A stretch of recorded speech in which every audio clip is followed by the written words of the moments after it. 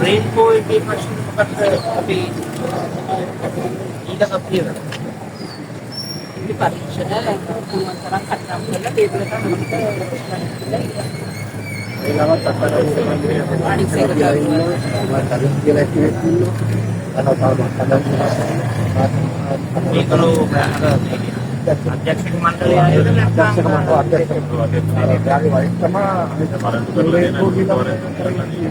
ආවද අරගෙන තියෙනවා.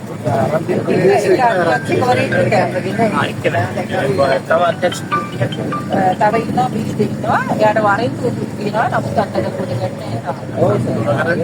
වරෙන්තු හතරක් පිළිත් කරලා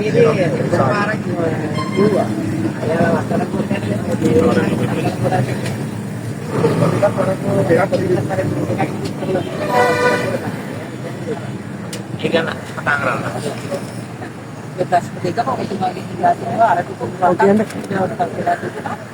මෙතන විශාල කොටසක් විතර දෙන මේ ප්‍රශ්න දෙකම කතා කරලා කීයද හරියට 640ද පැමිණිලි 460ක් ඇති තිබුණේ කොහොමද? පාර්ලිමේන්තුවේ ජීවරකත්වයේ දැන් ආයෙත්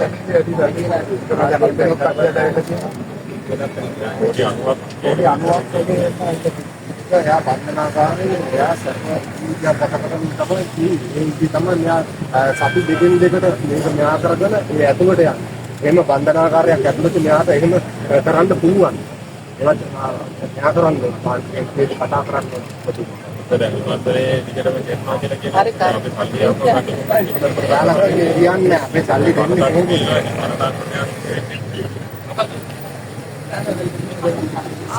ඉස්සෙල්ලා මනස ප්‍රයත්න කරනවා.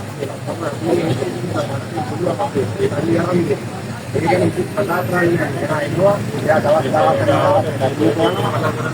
අපේ සල්ලි ගන්න ක්‍රමයක්. යාගේ එක වචනයක්වත් වෙන්නේ නොවලා පස් දිනක් දානවා. ඒ දාන්නේ කාගේ සල්ලිද? ඒවා තමයි අපි අහන්නේ. අපේ සල්ලි වලින් තමයි නොවලා පස් දිනක් නේ එක නඩුවකට එයා හිතපත් කරන්නේ. එතකොට එක ලෝයේ දිනට 50000 ගානේ දුන්නොත් කීයක් යනවද? ඒවා අපි අහන්න ඕනේ. අපේ සල්ලි දෙන ක්‍රමයක් යාගේ වෙන්නේ. එයා එනවා යනවා. එයා ඒක සම්පූර්ණයක් ගත කරලා තමයි එයා බයරත් ඉස්සරහට යන්නේ. අපිට ඕනේ මේ සල්ලි ගන්න ක්‍රමය. අපි සල්ලි දුන්නේ දීලා. එතකොට මේ සල්ලි දීලා බැංකුවට කට්ටක් දෙන්න නොදි ගා ඉඳලා. ඒක කරපත් කරන මුදලව ගන්න ඕන. මේ සල්ලිපත් දෙන්නේ ආගේ දිනුම් වලද කියලා අහන්න ඕන. අපිට ඕනේ ඒකයි. අපේ සල්ලි දෙන ක්‍රමය ඕනේ. මෙහා එනවා මෙහා ඇතුළට යනවා. සැප ජීවිතයක් ගත කරනවා. ආයේ හොරෙන් අපගන්න යා උත්සාහ කරනවා. ඊට අරගෙන ලංකාවේ ටිකක් දෙන්න හදයි. අපි ආන්නේ ඒකට මොෂන් මේකුත් දාලා තියෙන අපගන්න.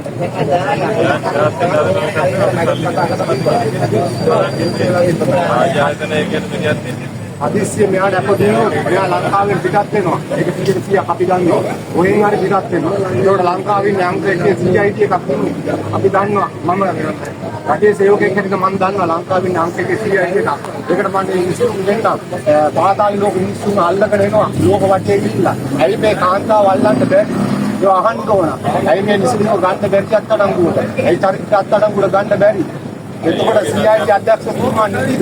දානි අභ්‍යාසය කරලා ඉන්නේ. ඊළඟ ඡන්දේ කන්ටිනියු පදින්න බලාගෙන. න්‍යාය වන්නම් මේ හොඳයි අපි මෙයා බලන්නම දැන් මෙතනින් ඒක තමයි ඒදාව ආයේ හොයන්න හම්බෙන්නේ නැහැ. ආයේ කොයි හරි යන්නේ නැහැ. මේ වැඩි මේ සමහර ජීවිතේ නැති කරන තැනට ඇවිල්ලා තියෙනවා සර්ගේ. අපි අදෝවේ තමයි මේ අපේ වගේ බැලන්ස් කරගෙන ඔබතුමා මෙතන නැත්නම් පාරවල් ගානේ පාරවල් ගානේ අපි ඔබතුමා කරන්නේ ඇවිත් මිනිස්සු ඔබතුමා තමයි අපිට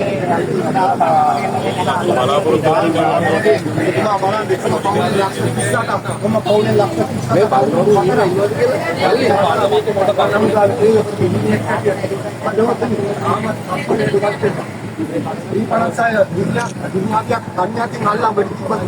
ada පාරේ යන්න බෑ. ශක්තියක් නැහැ. අද මේසෙන් වැඩ කරනවා. අද මේසෙන් වැඩ කරන තත්ත්වයට පත් කරලා තියෙනවා. රණවිරුවේ කැටියට දායකත්වයේ දීලා තියෙන අවුරුදු 30ක යුද්ධය නිමා කරන්න. අද මේ මිනිස්සයා අද පාරේ යන්න බෑ. ඇඟ පේනවද? සුලී වැඩ කරන්නේ. අන්න ඒකයි අපි ඔබතුමාගෙන් ඉල්ලන්නේ. මේකට සාධාරණයක කරලා දෙන්න. ලෝකේ ගත්තම අංක 1 CID එකක් ඉන්න රටක් මේක. ඇයි බැරි මේ කාන්තාව හොයන්න? ඇයි නිස්තු හොයන්න බැරි? ඇයි චරිත හොයන්න බැරි? මේක කොතනද වැරද්ද තියෙන්නේ? අන්න ඒකයි අපි අහන්නේ. මේකට දේශපාලන මැදිහත් වීමක් තියනවද? මේ රජෙන් තියනවද කියලා අපි ඔබතුමාගෙන් අහනවා. ඉස්පත් කරන්න ඔබතුමා හඬ නගනවා කියන්නේ. අපි ඔබතුමා පස්සේ ඉන්නවා ඕනෑම වෙලාවක. මේ අහිංසක ජනතාව වෙනුවෙන් ඔබ හඬ නගන්න. ඔබතුමාගෙන් ඉල්ලන්නේ එච්චරයි මම. වෛද්‍ය නම මම නවය මාරට පාර්ලිමේන්තුවේ ඉන්න ඕන. විශේෂයෙන්ම Rainbow Garment Technologies, New Rainbow නැමැති ආයතන කරා දැන්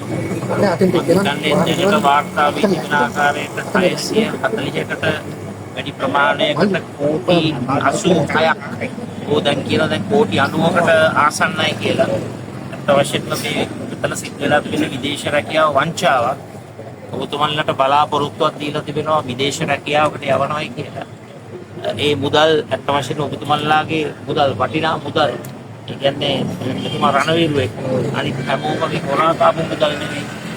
මේ අමාරු ගහණී පන්සල් මේ විශාල මුදලක් කොල්ල කාලා තිබෙනවා.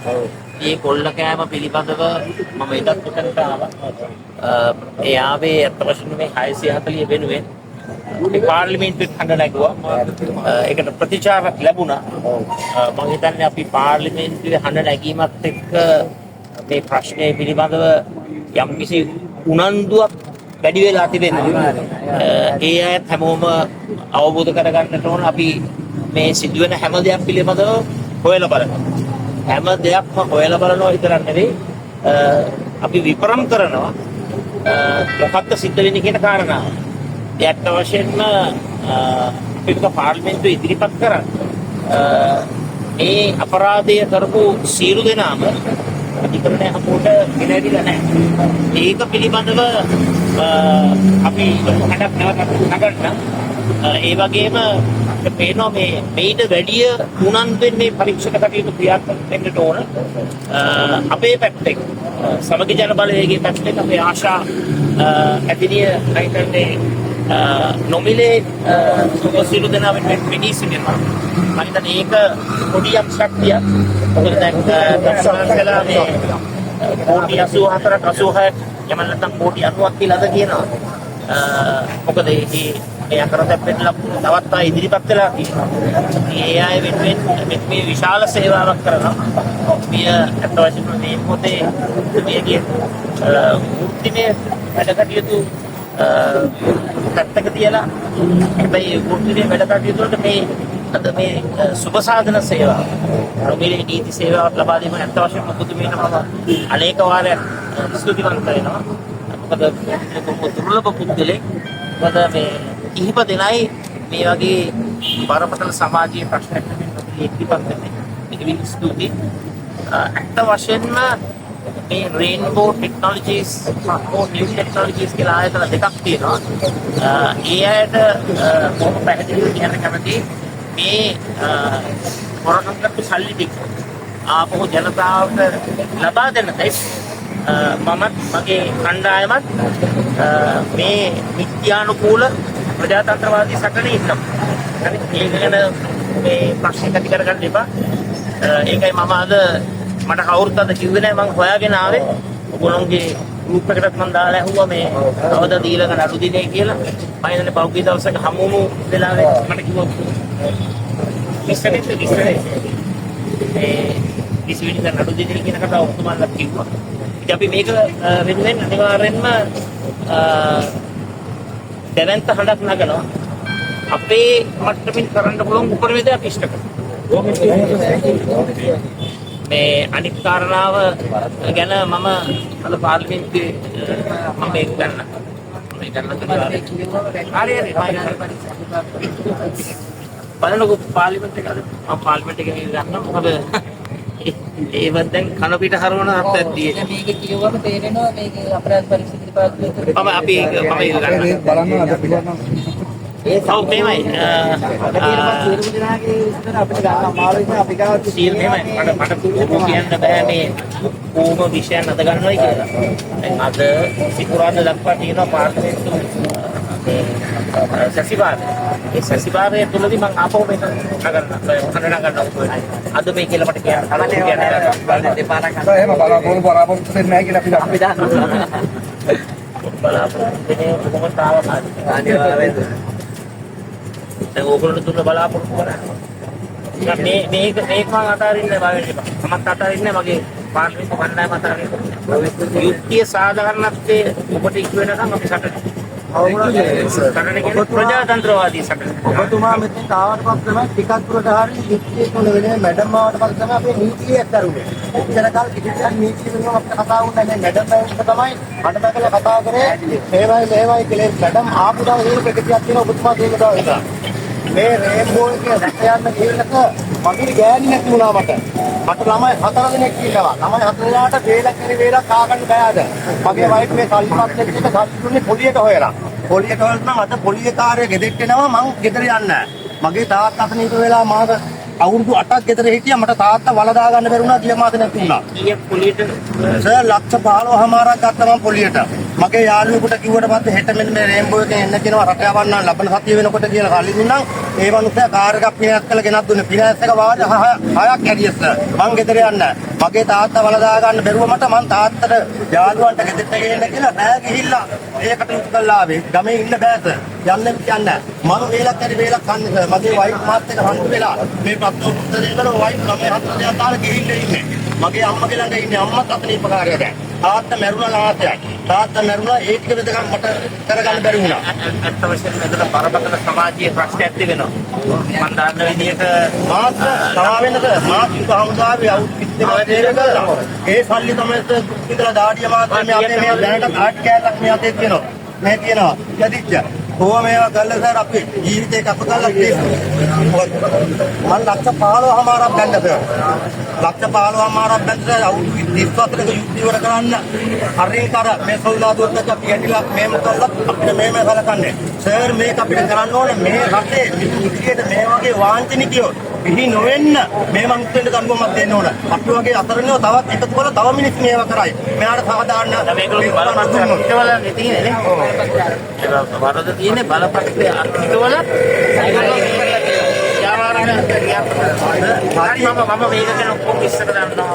ඒ කියන්නේ ලක්ෂ 8 ඉඳලා ලක්ෂ 10 ඉඳලා ලක්ෂ 13 ඉඳලා ලක්ෂ 15 ඉඳලා ඔය ගණනාවක් ඉන්නවා. කොහොම කෝටි 86ක් 90ක් විතර. 940ක් විතර ඉන්නවා. ඔක්කොම මගේ මුල්පේ තියෙන පොළ කෑල්ල ගියාගෙන ඕගොල්ලෝ වැඩින් අපි සටන් කරනවා. අපි ප්‍රජාතන්ත්‍රවාදීව කරන්න පුළුවන් උපරිම දේ කරන ඕගොල්ලෝ වෙන්නේ. හරි? ඕගොල්ලෝ අතරමං වෙන්නේ නැහැ. මගේ කට කාටවත් වහන්න බෑ. මේ යාළුවෝ හිතවත්කම් අර සම්බන්ධකම් මේ සම්බන්ධකම් මත මම යුක්තිය සාධාරණත්වයේ පැත්තක දාන්න. අපි මැරිජ් එක මම ඉන්නේ ඕගොල්ලෝ අපිට ජීවියක් නව ජීවියක් ඔබතුමාවට පස්සේ කලබල වෙන්න තින්ද? අනිත් එක මේ අධිකරණ මේ ඇසලෙන් කොහොමද නාම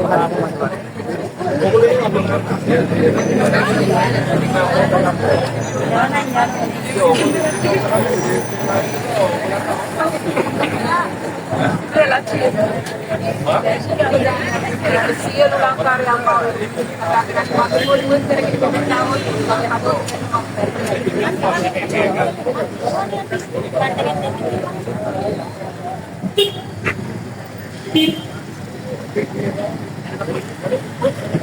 Thank